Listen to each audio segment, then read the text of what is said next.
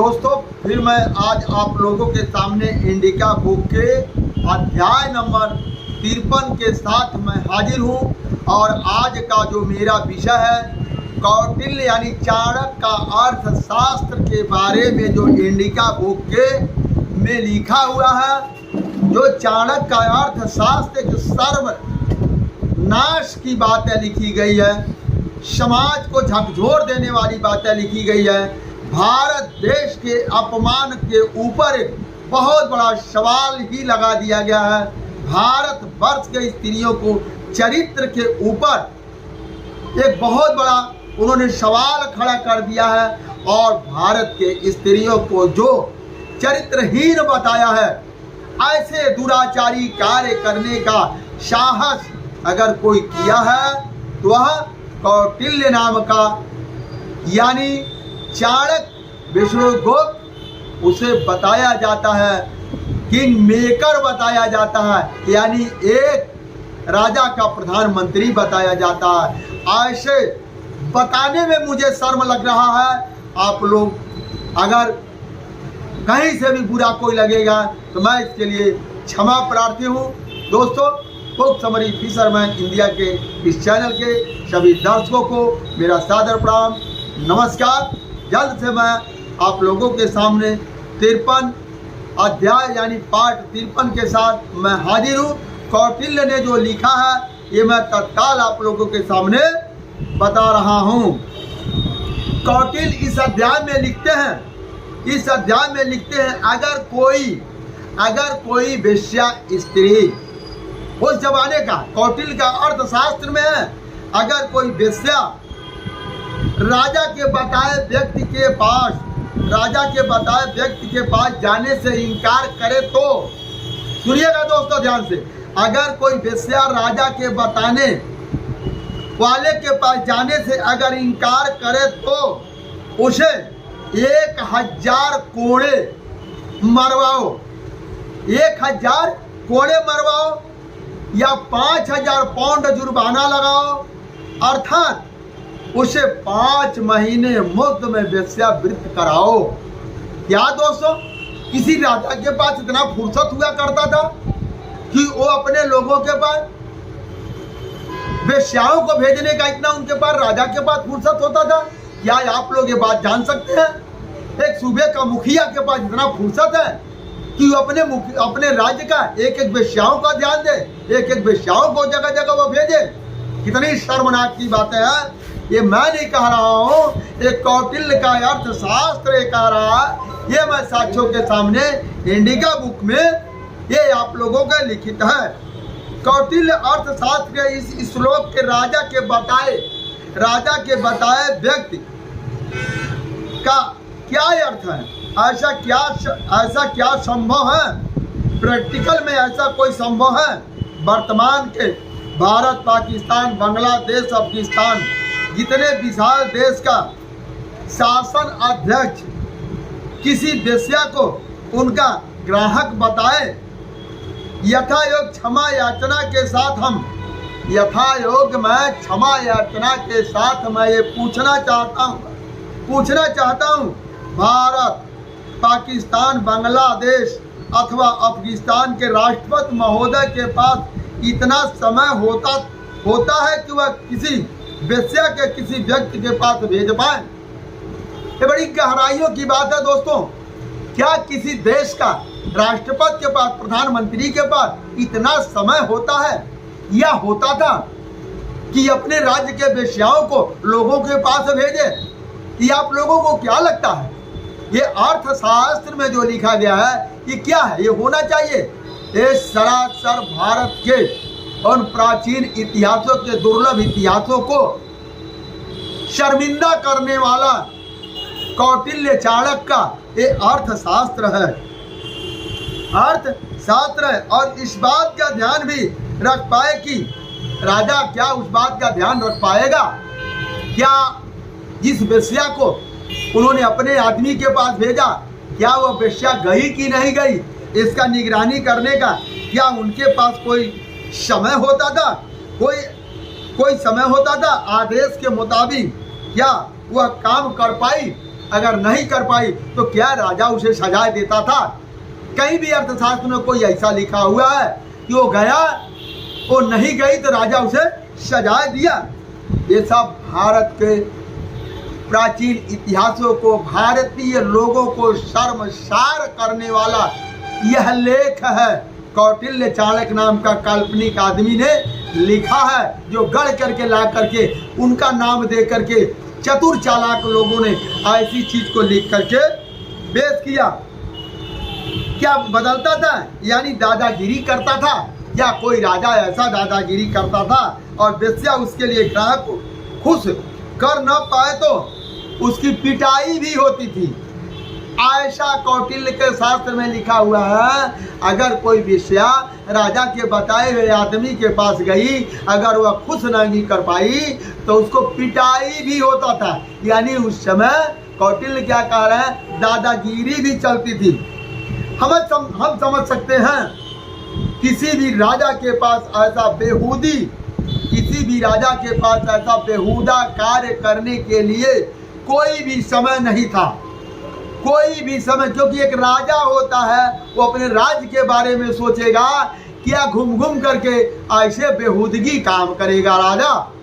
तो भारत का एक कल्चर पूरी दुनिया में, भारत की एक सभ्यता पूरी दुनिया में मशहूर है। और भारत की सभ्यता के अंदर ऐसी कोई पहले किसी इतिहास में नहीं है। ये केवल कौटिल्य के इतिहास में ऐसा दर्शाया गया है।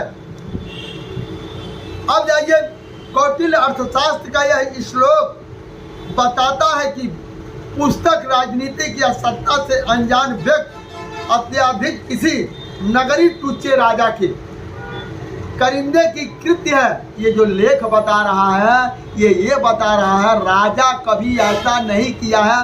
ये तर्कशीलों के अंदर सोचने के अनुसार कोई ऐसा तुच्छ आदमी ये सब बातें लिख करके पेश किया हुआ है। भारत देश के राजा का मंत्री ऐसा कल्पना कर भी नहीं सकता। भारत देश जो है, ये घिनौना हरकत जो मैंने ये पीछे आप लोगों को अभी बताया, भारत देश का राजा मंत्री ऐसा घिनौना हरकत कर ही नहीं सकता। क्योंकि भारत की नगरी किसकी नगरी है? बुद्ध की नगरी है, बुद्ध का ये देश है। और बुद्ध के देश में ऐसा संभव नहीं है। ये केवल भारत के राजाओं को शर्मिंदा करने के लिए, इनको नीचा दिखाने के लिए, जो भारत के मूल निवासी राजा हुआ करते थे उनको नीचा दिखाने के लिए, यहाँ के लोगों से उनको जो है कि बुरा असर पड़े, ऐसा करने के लिए लिखा गया है। भारत की आज़ादी से पहले भारत के अंदर 565 राजा राजवाड़े थे। भारत के अंदर 565 राजा राजवाड़े थे, अर्थात छोटे बड़े शहर का राजा थे। ऐसे राजा, उनके मंत्री ऐसे काम के लिए क्या समय निकाल सकते थे? जब आप लोग सोचिए, क्या इतने जो है भारत के अंदर 565 राजा थे, क्या ऐसे तुच्छ काम के लिए वो समय निकालेंगे कि अपने लोगों को खुश करने के लिए वेश्या को भेजेंगे? ये सरासर ये लेख जो है गलत है, झूठा है। भारत के ऊपर एक कीचड़ उछालने वाला यह लेख है। अतः कौटिल्य शास्त्र का यह श्लोक बात का स्वयं सिद्ध प्रमाण है कि कौटिल्य ऐसा लेख भारत जैसे विशाल देश का मंत्री नहीं हो सकता। इससे यह साबित होता है जितना घिनौनी हरकत को लिखा गया है, ये भारत देश का ऐसा मंत्री हो नहीं सकता। और राजा कभी भारत के, क्योंकि भारत के राजा सम्मानित व्यक्ति थे, सभ्य लोग थे, क्योंकि दुनिया में सभ्यता यहीं से गई। ऐसे कृत्य को वो कभी भारत के राजा बर्दाश्त नहीं करेंगे। भारत बर्दाश्त नहीं थे। गांव में अब ऐसे बुजुर्ग मिलते हैं जो तमाम कथा कहानियाँ को कहते हैं। कथा कहानियाँ को ये लोग कहते हैं।